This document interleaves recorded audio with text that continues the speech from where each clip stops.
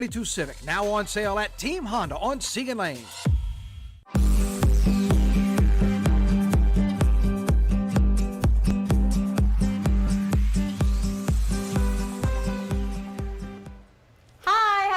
Happy Friday. How you doing, Yara? I'm great because we've made it to a Friday. That's what I hear. Yeah. That's what I hear. Welcome to WAFB Plus and 9 News Now every morning for you at 9:15. Kind of stepping you through just a very condensed version of some of the big takeaways from the day. And actually today, world weather-wise, if you look outside, that's not a bad-looking forecast. Yeah, I got some clouds out there, but the rain ain't showing up.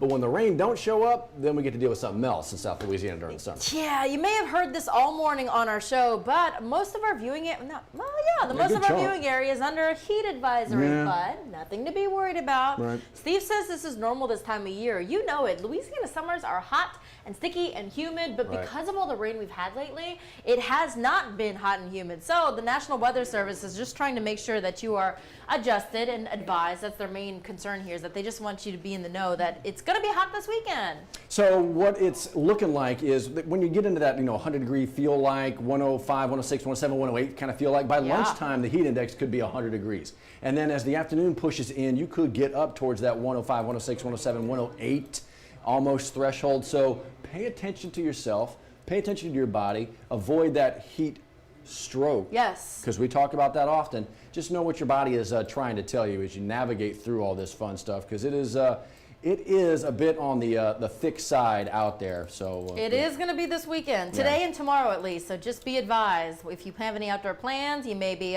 mow the lawn. Did you get to do that? Yeah. Well, here's the thing. I mean, it's the last couple days. Actually, I got a little bit of rain in my little part of the world. Oh, you did? For about 15 minutes. Okay. But it wasn't enough to shut down the mowing crews.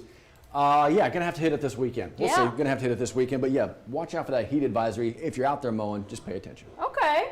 What's happening today? Back to school events. Yes. There's a number of back to school events, and we've actually talked about this. Callie was live yesterday talking about some of these events going on in there places. we go. Yep, right there. And a lot of these are not just, hey, here's some supplies. A lot of these are also, get your immunizations. Get your COVID vaccines if you're 12 and up. That's it. If you need a COVID vaccine, if you need your regular immunization, all the things that you need to go back to school on a normal basis in a pre-COVID world, post-COVID world, they're going to have that for free on top of free food, free backpacks with supplies in them. This is just incredible. Then they're doing this at Donaldsonville and in Plaquemine. Care South Medical and Dental is taking care of kids in that community, in both communities. So head on out there today. It's going to be great. All right, so let's take you to the west side of the river as well, West Baton Rouge Parish. Yeah. How about a taste of West Baton Rouge? Yes, we are. We're getting a taste of Addis, I believe, actually. There you go. Saw it right on here a minute ago. Whoa! There it is. Bing.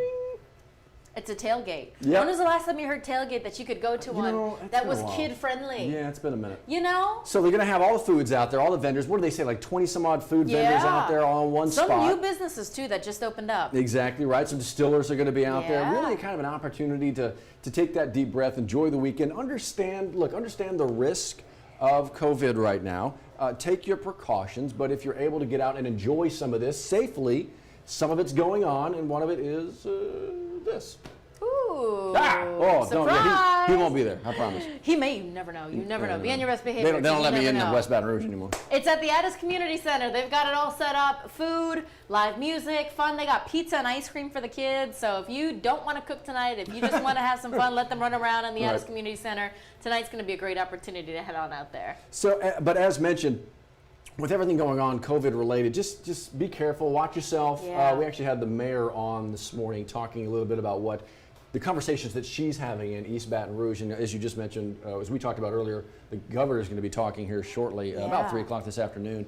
But talking with the mayor this morning about what Baton Rouge is doing as we approach a weekend with spiking numbers. And that's the key thing here. This weekend, there's a lot of community events going on. There's a lot of back to school prep, a lot of things that people want to make sure kids have to be successful for the school year. The problem is, what is the school year going to look like if our numbers continue to trend the way they have this last week?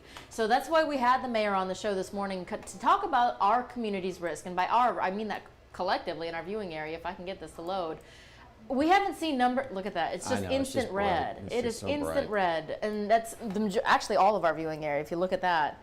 If it's not at the highest risk, it's a high risk here. So a lot going on. EBR clearly in the red. If you click on the LDH map, our positivity rate for COVID-19, 9.3%. We haven't seen that high percent in a Yeah. couple months here after we move past phase 4. So what are we going to hear from the governor today? All of this is going to tie in together. And remember the positivity rates when we were going through those, the first spike, second spike, the third spike, the phases, all that.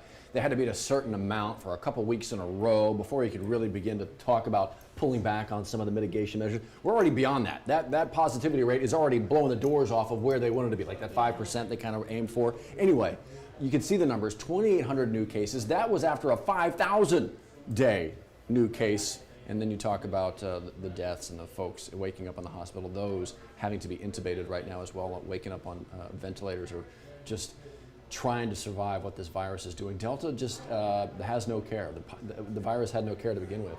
But Delta, and you hear health leaders talk about it, pandemic of the unvaccinated. The fact is that may be the case. A lot of the folks in the majority in the hospitals are unvaccinated, but this still impacts all of us. That's the scary thing here, is that last year we were dealing with a lot of the unknown. We were navigating a world we had never been in. Health leaders were feverishly fighting this in the hospitals on the front lines, and we didn't have vaccines. This go around, we do. We do. It's there. We have an option. It's there. And we're not saying that it is 100% armor. It's not. Doctors will tell you that. Health experts not a will cure. tell you that. It's another layer of protection that could give you a less severe. You can still get COVID if you get the vaccine. Yes, that's absolutely. evident. We've talked about this. It'll just hopefully get you a less severe case of it, and you won't have to go to the hospital. Right. Because the problem now is that hospitals are filling up, and they're asking people with less severe emergencies to go to a primary care physician or an urgent care. That shouldn't be the case. Exactly. This shouldn't be the case because we have seen, as we've said, this movie before. But that has always been the case. Trying to not overload our hospitals and our healthcare infrastructure has always been the case here when we talk about the greater good. Sure, you want to do the right thing for you and your family, but you also, I would hope, have it in your mind to be a part of a community.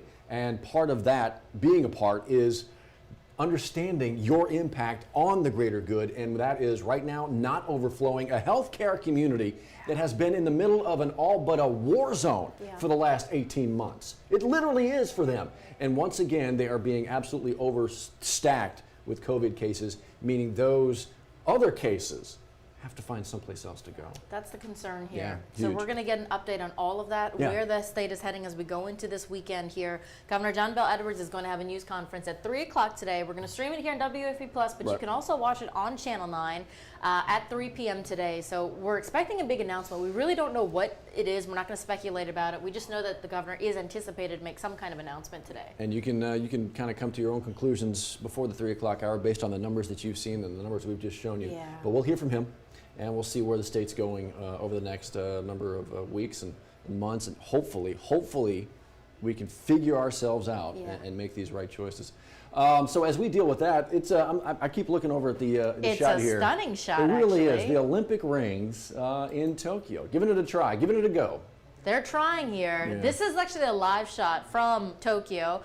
Obviously, there's a 14-hour time difference. They're on the other side of the world. Yeah, a little later. Yeah. So what you're not seeing there is this is the outside, but here is a Tokyo Olympic Stadium where inside they're actually having their Olympic ceremony right now. The opening ceremonies, Yeah. right? A little bit less fanfare, and by a little bit we mean a lot less. I think there was less than 1,000. 950 people. There you go, less than 1,000 folks in the stands, and that thing we're sits talking like 70. VIPs around the Oh, world. absolutely. Oh, less than 1,000 people are in this massive stadium that they've paid billions of dollars for. Right. So when you talk about ROI, they're not getting it this go Yeah, around. exactly. That return on investment, not so much. Look, you can still see some of the movement in the back through But you're those sure big that's windows not right the there. PMAC? Well, it kind of looks like it. Where's the ramps? Is that not the Just missing the ramps. It Yeah. certainly looks this big. Yeah. So what are the Olympics going to look like now as the games officially begin? Are they able to maintain and, well, contain COVID and keep the athletes as safe as they can? And truly, for the people in Tokyo, keep the people of Tokyo as safe as they can as well. These are people from all over the world coming into one little spot here. So it has the potential to be those super spreader events we always talked about, back in the day. Yeah. Everybody hoping that's not what this is. The hope is that we get to focus on the games and the athletes.